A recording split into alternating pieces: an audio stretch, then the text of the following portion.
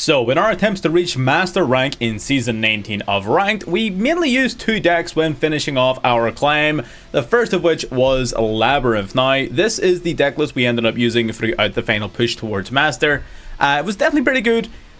We sort of switched away from it towards the end because it did become a little bit hard going second, which is where the deck sort of struggled a little bit, but that's why we've made a few alterations to the list in order to help account for that, basically. So here's the list. We're going to be doing a card for card deck profile at the end of the video, but before that, there's a few games I want to show off just so we can sort of demonstrate the grind a little bit, some of the situations we were in. All in all, it performed pretty damn well, and it would be very, very easy to reach Master using a deck like this. I don't think you would struggle at all, basically. It would just take a couple of lucky coin tosses and you'll be soaring through with like it's nobody's business, but this deck's definitely pretty damn powerful. We got a few replays, deck proof at the end. If you're new to the channel and you want to see more things like this, these sort of competitive breakdowns or whatever else it is we do here, by all means subscribe, like the video if you enjoy watching, or if you're just a fan of Labyrinth in general. Let's get into the replays. Alright, so this first game here is going to be, was actually towards the end of our run, but this first game was actually really good, so I did want to show it off just a little bit. We're going to start off the turn here with Welcome Labyrinth here, bringing out Lady, setting up standard sort of combo. Now, we're going to go for Silver Castle here. We set, what do we set? Dimensional Barrier. Again, this is pretty standard sort of frame one, what you want to do in basically every game, right? This is standard. Now, in this match, however, we're playing against Sky Strikers. So that is a little bit difficult then, because now we know that our Dimensional Barrier is going to do nothing in this particular matchup, and the Virus would likely have been a lot stronger, but we're not playing it and we didn't know. So we've got basically a dead card here, so we're going to go for Sky Striker, Ace Ray, Tribute off the Ray to go into Hayate, and then we're going to swing. We're going to imperm the Hayate. Now these actually took place during a voice chat. The reason we imperm the Hayate here is we're banking on the fact that he doesn't already have access to something like Engage in his hand, which if he did, he likely would already have used. So if we can prevent Hayate from sending a high value card from his deck to the graveyard, then we can prevent Kigiri being able to use its effect to recycle anything of any sort of value. We can stop him from getting the Engage into rotation, which is the big thing.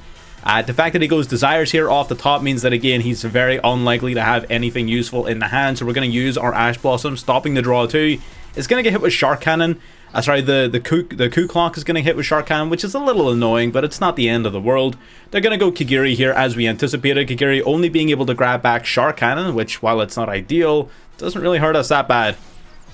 They're going to go Shizuku, set 3, and pass. Average Sky Striker turn for you right there. Going to grab Engage for next turn. At least we know now where our target is set.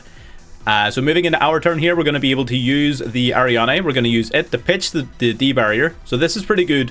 Our opponent going for Widow Anchor on our Ariana. We're not going to allow that to happen. We're going to banish Big Welcome from the grave to grab Ariana back to our hand, which will prevent, of course, the negation, allowing us to summon out Ariana from the deck. Ariana then activates, going to get Search and Welcome Labyrinth, then activating its effect in grave to reset itself back to the field. So we basically just prevented ourselves from losing a ton of advantage there. Able to grab another Big Welcome, Ariana in hand for backup, and we're not too keen on... So the thing about Sky Striker matchups, whenever you're playing Labyrinth, at least in my limited experience, I don't go against Sky Striker a ton, but what you typically want to do is just swinging into them is just going to allow them to cycle their Kigiri over and over. Kigiri is no longer limited. You can play up to 3 copies in your extra deck. So if we had a swung in the Shizuku there, he would simply have brought back Ray. Ray then would have used its effect to quick link into Kigiri, allowing him to use its effect on our turn to recycle back a Widow Anchor, as well as then on his turn going into another copy of Kigiri, grabbing back the Engage after he uses it, and it just would have been significantly more advantage than I was willing to give him. So because of us holding off on that, he basically was forced to use his Linkage to get anything out of the turn. Linkage sending Shizuku to summon Shizuku. Now he's going to grab our Ash Blossom from the graveyard, I guess, for whatever reason. But that's totally fine. So we prevent him from generating a ton of advantage there. He's got 1 Shizuku left, and you typically just, when it comes to Sky Strikers, you just want to keep a mental tally of what do they have left in their extra deck, because as soon as you can grind through some of their more important cards, you're going to stop having problems. They're just going to fall apart, right? Which is what your objective is. You're playing Labyrinth, you don't need to press for a crazy OTK. You can play the grind game as well. You can beat Strikers at their own game. We're going to flip up Big Welcome here in response to the Ash Blossom. Ash does kind of hurt a little bit, but we're not going to lose sleep over it. Welcome going to summon out the Lovely here. Lovely then, Lady's going to get bounced back to hand. That's just fine. Welcome Labyrinth, sent to the graveyard. Lovely then, activating.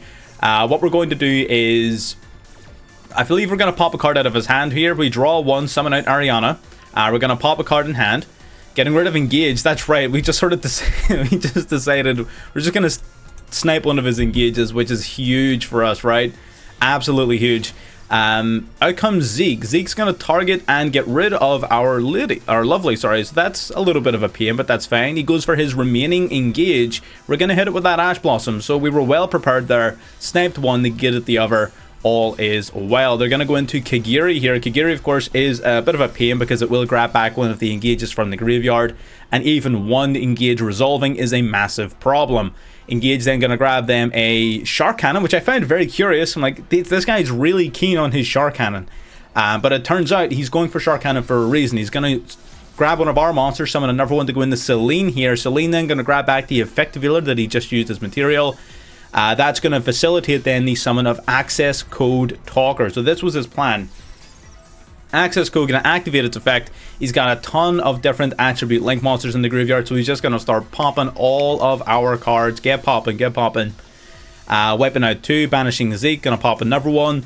Activating again, going to banish Shizuku, going to destroy our last card, and it's not looking great for us. This is not looking fantastic. Swinging in for 53, ending their turn. So we're in a position where we're not terribly off, and I actually did forget about something pretty important here. We top deck in the Keldo. That's actually pretty good for us because now we've got a plan. We're going to drop both these cards to the grave to grab ourselves a Welcome Labyrinth.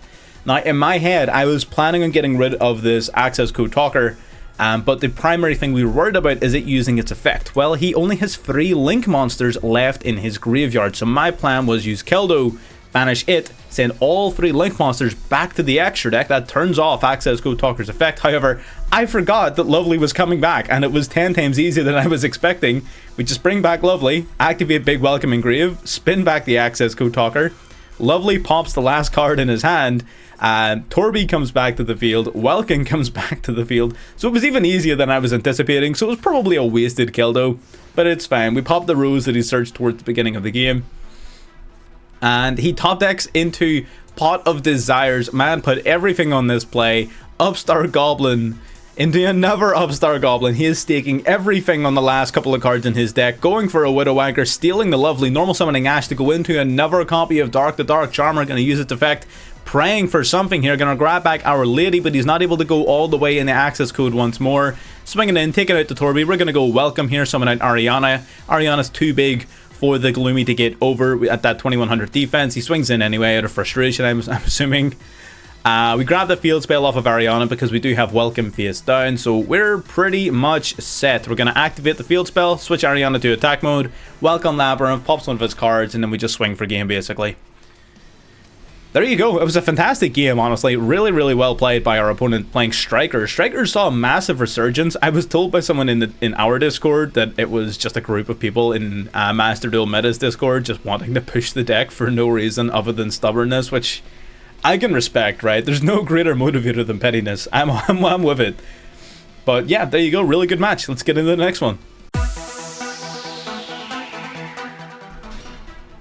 Already getting into match 2 here, not going to be quite as long as the first one. We're going to start off with the field spell, activating our Torby here, dropping our furniture pieces to set Welcome Labyrinth to the field, setting 2 and passing. Big Welcome, arguably better in this circumstance, but we just went for Welcome because, you know, why not?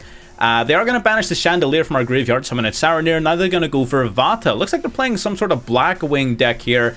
Our Welcome Labyrinth does get hit by the Ash Blossom, so ultimately, whether it was Welcome or Big Welcome we selected, it would not have made the damnedest bit of difference. They're going to go Draco Berserker here. Saranir activating, sending Lobelion to the graveyard. I'm assuming they just didn't want to dance with back row, which was smart. If they had have attempted to use something like the Vata's effect, we would have easily been able to counter it. So well played. So they're just trying to set something up here. We're going to go Imperm onto the Berserker. They're going to hit us with Crossout Designator, and that is actually relatively useful to us because while we don't want Berserker live, I would much rather be rid of that Crossout Designator, and the only reason we activated that was to use our field spell. The field spell, whenever you activate a non-Labyrinth trap card, you basically get to summon a fiend monster from your hand to graveyard. So we're going to resurrect the Torby so we can use its effect, pitching it and the Torby in hand to grab our big welcome from the deck. We're just setting ourselves up, basically. He does get to draw one off the Maxi, but I'm not going to lose sleep over it. Into the battle phase, we're going to flip up Big Welcome here. Big Welcome summons the lady, bounces the lady, and pops the Tenyi, I forgot his name, Berserker. Now that's going to activate the effect of both Welcome and Torby in the graveyard, as well as Lady Labyrinth of the Silver Castle in hand. So it's a good thing that we went for Welcome at the beginning of the game, because now it is paying dividends and coming back from the graveyard. I love to see it. Main phase 2, end phase, opponent has nothing. We're going to go Dragon Prison here on the Berserker. He's going to chain Saronir, banishing his own Berserker to prevent its resurrection onto my field. Smart play. I was going to use that to press for lethal. Good play from our opponent. Might just have bought himself another turn there, but either way, Torby coming back to the field once more off the field spell. We draw in the Maxi, not particularly useful. We're going to use these two to go into Dark. The Dark Charmer, I believe our opponent really doesn't stick around for very much longer here. They go Imperm onto our, Veiler onto Dark, the Dark Charmer. We're going to flip up Welcome Labyrinth, chaining the effect, of course, of Lady Labyrinth of the Silver Castle. And I believe this chain actually marks the end of the game. We're going to go D-Barrier straight from the deck, setting it, Welcome Labyrinth, summoning out Lovely from the deck, popping the Saronir, and then Lovely basically pops the last remaining card in his hand, and our opponent knows that and scoops it up. So Lovely there would activate because we destroyed his Saronir, popping the last card in his hand. He would have 0 cards, 0 possibilities, 0 options, 0 bitches. He was done, right? Game over, finito. And yeah, pretty straightforward stuff. Not really much else to say there, is there? Let's get into game 3. Alright, and just a nice quick one here to round off our trilogy. We're going to normal summon the Torby here, activating Coup Clock. So this is something that... something I did want to discuss a little bit that did come up during the playtest. Most of the games where we did the little combo weren't very good. We usually won them, but that was because they like insta-scooped or something. What you can do with Torby and Coup Clock in hand is if you activate Coup Clock, first of all, send it to the grave. Now you can use a trap this turn if you set it. Then you're going to use Torby to drop itself and something else to set a Big Welcome or a Welcome to the field, usually Big Welcome. That'll trigger the Coup Clock to summon itself to the field, and then you can activate the Big Welcome because now you control a Labyrinth monster to summon out your lady or whatever, and then bounce the Coup Clock back to hand and reset up your full combo going first. And that's if you have the Coup Clock and any furniture piece. So just a little... little potential combo. We don't really fully execute that here because we don't need to. In this game, we go for Ariana. Ariana going to allow us to draw a card. Now we're going to drop evenly matched to summon Ariana. Sorry, Ariane and Ariana. Yeah, you know what I mean. The pink one. We're going to grab Coup Clock back to hand. We don't need to summon it here under these circumstances. Ariana gets searching for the field spell because we have the Torby to grab ourselves a welcome card. We're going to drop the Coup Clock because we don't really need it in this circumstance. Now we're going to go into Triple D Wave King Caesar before racking that guy up into Triple D Divisor King Machinix. We're going to set our call by and pass. So we're in a position where we got double monster which steals off of Machinix. We got a pop and summon off of our Welcome Labyrinth. They're going to go for Scream here as well as Grief. Now we're going to chain Maxi to the Grief. Maxi is going to be big here, admittedly, playing into the tier limit match. Summoning Merly, sending Merly, that's going to trigger it off. We're going to use Call by the Grave here to stop that Merly from doing any sort of damage, banishing it and negating it, which should put an end to that particular line of play, unless he has a notable normal summon, which he does. Of course he does. We're playing against tier limits. You know, best deck in the format. They're going to just normal summon Rhino Heart because it's just that easy. We're going to chain Welcome Labyrinth to the Scream because if nothing else, I do want to stop that mill 3. We're going to pop the Scream off the field spell, summoning out Lady to the field. He does still get to send Siren from the deck to the graveyard, however, so he does get to Fusion Summon, as well as search his deck for a trap card. So we're still in a bit of a losing position here, depending on what his options are, but let's not forget the power of Machinix here. We're going to Fusion Summon back into Kit Kalos. Kit Kalos then is going to activate its effect. We're going to use our Divisor King Machinix. We're going to drop 2 materials from it, but there is the Super Polymerization. Machinix was the perfect counter to the situation, but our opponent just happened to have the out in the form of Super Poly. Going to summon out Garura, the Wings of Resonant Life. We're going to just pray that we can draw into some answers here off of Maxi, and hopefully he doesn't have enough gas to press for lethal damage. It's going to go Kit here, sending itself. We're going to chain to Kit the Lady. There's not really any significant point as to the timing of this. I just wanted to put it on board so it would stop asking me to. and we would need it to try and stay alive for this turn. We're going to go Rhino Heart here, dropping Siren the Grave. Now they're going to Link Summon into Gloomy. Gloomy, of course, is a bit of a problem here. Garura going to grab themselves a card. Now we're going to use Big Welcome. Because we have the level lead on board, we can bounce his Dark back to the extra deck. Get that shit out of here. And now, because it's going back, there's no arrows. That means no summon. Torby activates Engrave. Welcome activates Engrave. And we get all of these cards back. Our opponent had used all of their fusion effects already. Zero gas. Game over. And there you go. Sometimes all you need is a well-placed Big Welcome, playing into some of these bigger decks, and you can win. Now, not exactly the most representative matchup. Tier is probably still obviously the better deck and will win in most circumstances against this deck, unless you can get like your full combo set up.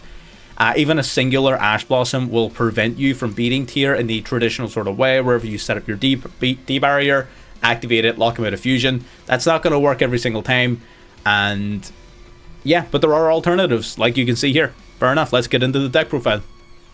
Alrighty, now this is the version of Lad that we ended up settling on, and there are a few differences between this and the last time I uploaded Labyrinth on the channel. Not too many, but it is a little bit different.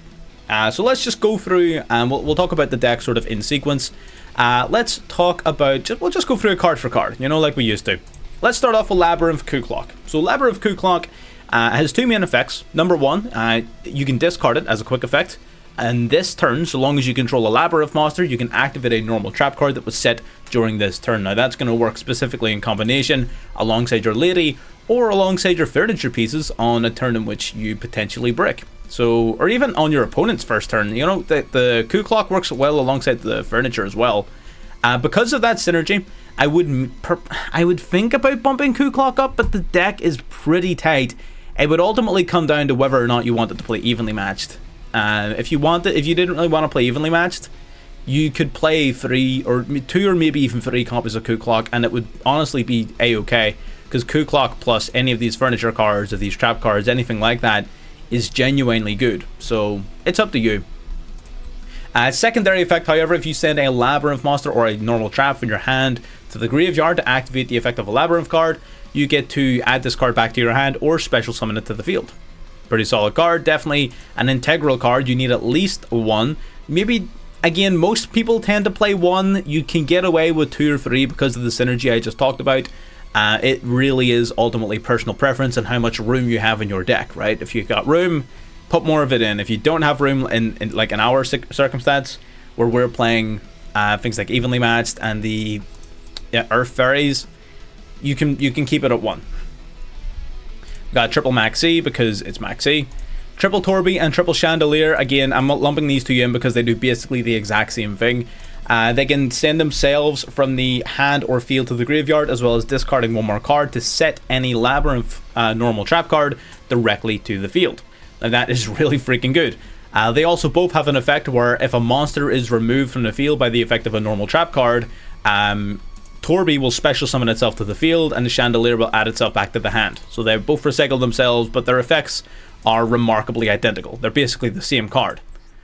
If you even just compare the text as we're clicking between them, like literally there's one tiny bit of difference.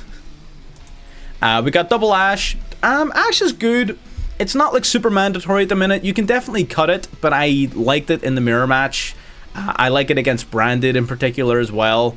There are certain circumstances and things where it does feel a little lackluster in terms of its impact on the game, but there are other games where it completely wins you the game, so you just gotta pick your poison, right? A lot of people say Ash Blossom's not very good in this deck.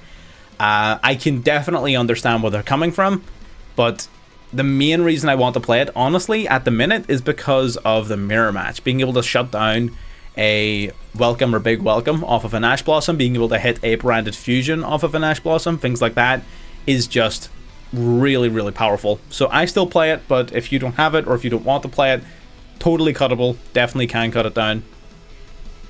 We've got the Labyrinth twins, basically. So they both do very... unlike the furniture, these guys actually have individual effects. Ariana is basically more of a combo card and not a card that very many people play, but I really liked it. I think it didn't come up very often, but we never bricked on it. We played it literally maybe once or twice in the Master Climb, What it does is you can send a normal trap from your hand or field to the graveyard to special summon a level 4 lower fiend from the deck in defense, which would be your Ariana, right? So Ariana, when summoned, will add from your deck to your hand a Labyrinth card. They also both have a secondary effect that they share, where if a monster is removed from the field by the effect of a trap card, you get to draw one card, and then either special summon a fiend from your hand, or set a spell or trap card from the hand, or neither, right? So they both have that effect in common. The main difference between them is that Ariana can only use one of her effects per turn, whereas Ariane can use each of her effects once per turn. So if you use her search effect, if you use Ariana's search effect, you cannot use her draw effect, whereas with Ariane, you can use both. So that is a key difference. Sometimes just even before, the main purpose behind this is to go into the Wave King for Machinix, which is a really, really solid play. Feels amazing. But even just keeping the two of these guys on the field, like 3 and 1, so you can get this pot of greed during your opponent's turn, just draw 2 cards, potentially even summon 2 monsters, that's pretty damn good. So again, I think Ariane definitely has a place in the deck as one of. I wouldn't play it in anything more than one in this particular version, because I think it's just fine as it is. But it is definitely a card worth running. We've got the Keldo and the Mudora. These guys are here primarily just to be discarded off of the Torby and the Chandelier. Again, these guys are much higher impact on the meta at the minute than something like an Ash Blossom would. So I was initially hesitant about them. I was like, well, how am I searching them? How am I getting them? How am I milling them? Whatever. And it's literally just, it's very similar to the Bestials, where it's a case of if you open them, great. If you don't, you don't. They don't interfere with your game plan. Mudora and Keldo have such a profound impact on the metagame though, so if you can discard them off the likes of a Torby or a Chandelier to set one of your cards, the amount of value that these guys generate you is absolutely incredible. So I 100%, if you have the cards, would recommend at least trying them. It might not be your cup of tea, and I would totally get that, but these guys have a much higher impact on the game than a singular hand trap like Ash Blossom, at least in my experience. So it's up to yourself, maybe worth running. It also kind of protects you from the likes of Called by the Grave on your Coup Clock or on one of your furniture pieces, as well as protecting you potentially from Bestials as well, instead of just being used offensively against the likes of Tearlaments. So there's a lot of options that these guys generate you. We've got Lovely, the one of, again, one of your 2 boss monsters. I would put her and Lady. These 2 are your boss cards, right? So Lovely, number 1, while it's face up, your opponent cannot activate monster effects in response to normal trap cards. Everyone forgets about that effect, but when it comes up, it hella comes up and it wins you games. I know for a damn fact it has cost me games going against it where I've completely forgotten that I can't activate my monsters in response to their traps. So that will come up, trust me, and you'll not even notice that it's come up. You'll just look at your opponent thinking, why didn't they do that thing? But they can't because of Lovely. It's great.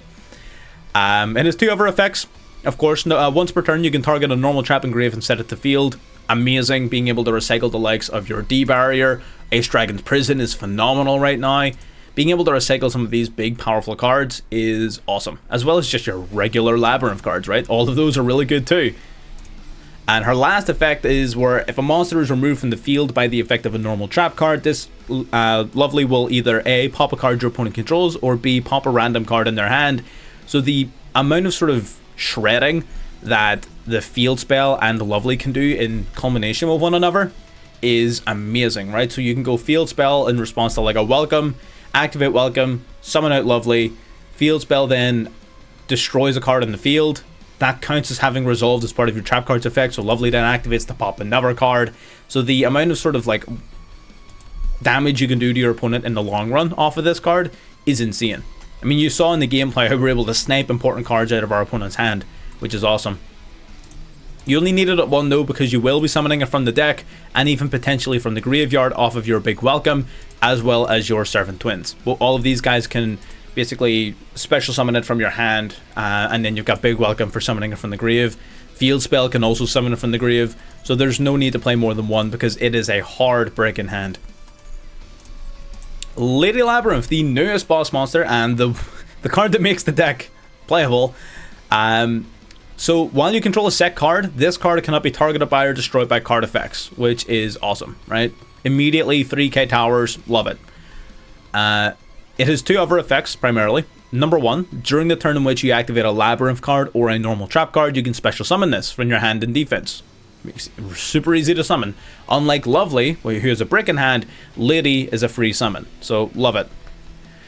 Secondary to that, if you activate a normal trap card, or when a normal trap card is activated, not just yours, could be your opponent's as well, you can chain this card to set a normal trap with a different name directly from the deck to the field, which is primarily how you're going to get access to your D barrier. There's a whole combo. I talked about it in my last videos. I'm not going to bore everyone with it again here, but it's pretty straightforward, and it's a way of setting any trap card directly from your deck onto the field and using it that same turn in combination with the coup clock. If you want to get detailed explanation of it, check my previous videos. But yeah, this card is absolutely busted. Into the spells, not too many of them. We got the Extravagance and the Prosperity just to dig for as many cards as possible. You do have a few useful tools in your extra deck in this particular version, which we weren't initially using when we first posted about Labyrinth. So your extra deck isn't useless here, but it's definitely not your primary win condition. So you can afford to drop a few cards out of it, and you'll not sort of face any long-term repercussions. So Extravagance and Prosperity, really solid cards. Field Spell is busted. I think this card does not get enough respect. This card is amazing. I'm super tempted to run it at 2, but you can get consistent enough access to it that I don't think that's too necessary. And without another welcome trap card, it does sort of suffer from potentially being a brick. So I think 1 is fine, but if you wanted to play 2, I wouldn't blame you. So this card essentially has 2 effects that respond to welcome Labyrinth trap cards and non-Labyrinth trap cards. If you activate a set Welcome Labyrinth normal trap, you get to destroy a card in the field as part of that trap card's resolution. So it adds the effect onto the trap, which then allows you to proc all of your other effects that activate in response to a monster being removed from the field by a trap card. So it adds it onto the trap, which is absolutely amazing. Now if you activate a non-Labyrinth normal trap card, you get to special summon any fiend monster directly from your hand or graveyard, which is an excellent way of recycling the likes of your Lovely or your Lady if your opponent has magically been able to get rid of them. But even in circumstances where you're ahead, you can still utilize that effect to set up the likes of your Torby or Chandelier to continue to generate you advantage. So there's not really any downside to this card. This card is absolutely amazing, for sure. I just wish there was a way to recycle it back from the graveyard, then I wouldn't feel so bad about playing only 1 copy. I think playing more than 1 is probably going to be a little bit more inconsistent, because you don't always want to see it, but you want to see it a lot. So I mean, I could see you running this at 2, for sure. If you could recycle it back from the graveyard, 1 would be 100% guaranteed. Because you can't recycle it back, I'm super tempted to play 2, but we did well enough with just 1 copy, so let's not get too far ahead of ourselves here. We got double called by because Ash Blossom sucks. You despise getting hit with Ash Blossom on your welcome or your big welcome. You could even play Crossout if you really hate it that much, but you just really don't want to get hit with Ash Blossom here. Plus, Call By is also useful if you're going first. Setting up a Graveyard Banish is of course amazing against the likes of Tearlaments. It can negate a Bestial Lubellion, it can negate all sorts, so Call By the Grave is generally a useful card, as well as hitting one of your biggest counters. Ash Blossom. Compulsory Evacuation Device. So our normal traps, I'll lump these guys into 1 category. We got Compulsory Evacuation Device, Dimensional Barrier, and Ace Dragon's Prison are our normal traps of choice. These 3 cards can be whatever you want. You can play even more than just the 3 if you wish. I feel like these 3 give us enough options to deal with most decks, but there are definitely matchups out there where you will want different cards. This is usually where people will put the virus cards. So the likes of the Eradicator Epidemic Virus, everyone was all over this card because, you know, it's big in the TCG. That's because the TCG meta is different to the Master Duel meta. So it's not like broken in Master Duel. It's not as powerful as it is in the TCG because a lot of the TCG decks definitely don't care about this card. But this is a side deck card at best. And with the emergence of more monster-based strategies and more decks that can just play through it and ignore it completely, you know, like not Labyrinth, sorry. Well, Labyrinth can actually play through it, but I'm more so referring to Tearlaments, to Branded, who can kind of get around it. The Dragon Link don't really care about it. There's a whole bunch of ones on the tier list that just do not care about this card at all, like at all. So you can run it if you want. A couple of funny ones is Deck Devastation Virus as like a hard counter to Sprite, but it's also not very good against a lot of other decks. So a lot of the virus cards I would sort of look at as side deck options. Of course, Master Duel doesn't have a side deck, so I just don't want to play them, right? And it's as simple as that, you know? It's just that easy. Labyrinth, unironically though, can actually play through an Eradicator virus, specifically because of the furniture cards. They allow you to just set shit directly from the deck. So you don't even need to play around Eradicator, you can just play through it. I should talk about what the 3 cards do. Compulsory, about as simple as it sounds. Target a monster in the field, bounce it back to hand. Pretty straightforward stuff. Dimensional Barrier locks your opponent out of special summoning monsters, either Ritual, Fusion, Synchro Exceed, or Pendulum. That covers off a massive chunk of the tier list. Not everything, of course. They can still link summon, so it doesn't exactly entirely shut your opponent down. Sprites and Sky Strikers in particular, as you saw in the gameplay, are examples of decks that can still play through Dimensional Barrier. You've got Ace Dragon's Prison then. So Ace Dragon's Prison is likely going to be more suited to dealing with those particular strategies. Ace Dragon's Prison will target a monster in your opponent's graveyard, special summon it to your field, and if possible, you can banish a card in your a monster in your field and one in their field that have the same types. You don't have to do that, and the monster you banish from your field doesn't even have to be theirs. So if you're playing Fiends, for example, and your opponent's playing Fiends, well, whatever card you steal, if they're playing against Fiends, you don't even have to banish the card you stole. You can banish one of your other cards. So if you banish like an especially powerful monster, you just keep it, right? So that's just something worth bearing in mind. It doesn't happen very often. Just something to know, something to remember. And then lastly, we've got our last few trap cards here. Evenly matched for going second. Banish your opponent's whole field other than one card. Really solid at the minute, although most people are expecting it now, which means that a lot of people are ready to play around it and ready to play through it. But it doesn't mean you can't cheese a few easy wins off of it. So you can play this or cut it. It's entirely up to you, but it does win you games. But a lot more people are ready for this card than they were about a month ago.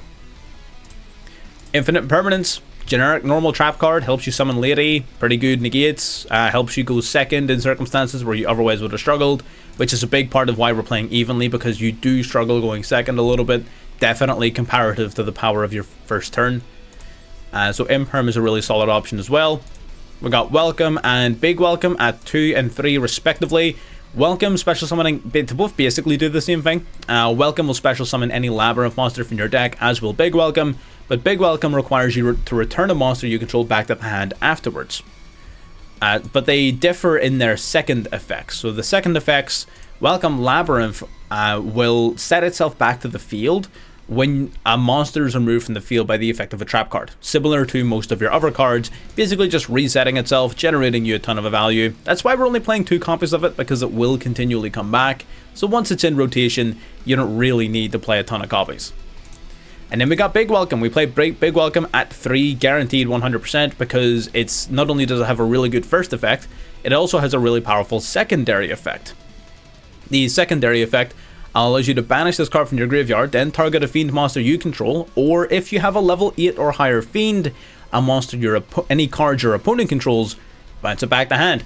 It's essentially just a way of getting rid of an opponent's card, or in a pinch you can actually bounce one of your own cards back in order to trigger a bunch of your different effects that require a monster to leave the field by the effect of a normal trap. That's the whole gimmick of the deck. So Big Welcome, mandatory 3 of 100%. If you don't have 3 of this card, you will not have as much success playing this at 1 or 2. You need to play this at 3 to get the best possible results. 100%. There's not many cards I will say that for. I'm a relatively open-minded player. Like, I can look at things and see where value actually is instead of just going by the masses or going by what you've told or whatever. This card, genuinely, you will suffer if you're not playing 3 of it. 100%.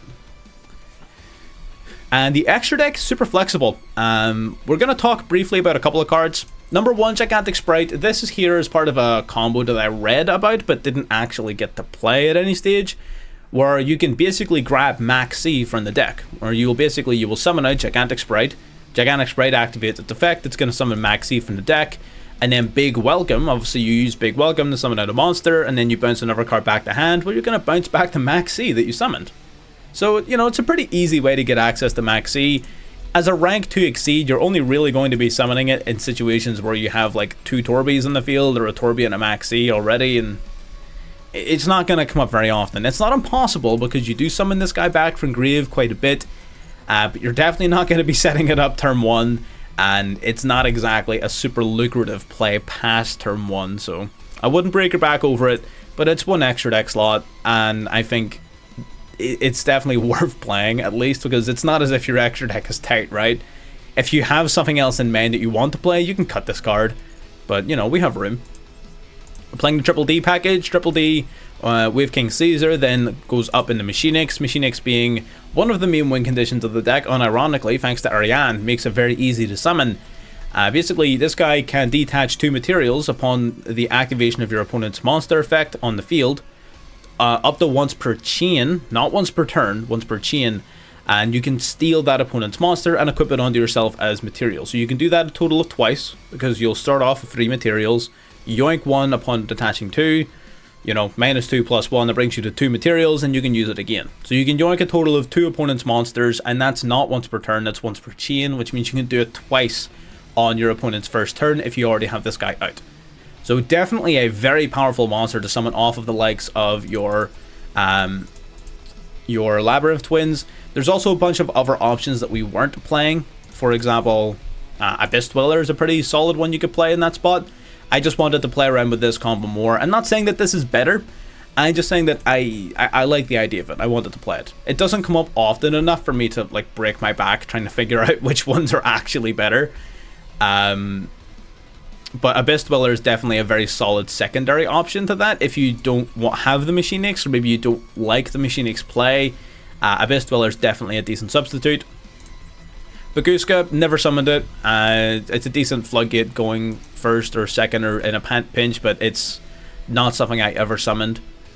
Zeus, again, never summoned it. You don't do a lot of attacking with your Exceeds, and typically your Exceed monsters are actually more valuable than Zeus, so, you know, it's not really something you're going to use a lot. So, again, if you don't have it or you don't want it, cut it, not a big deal.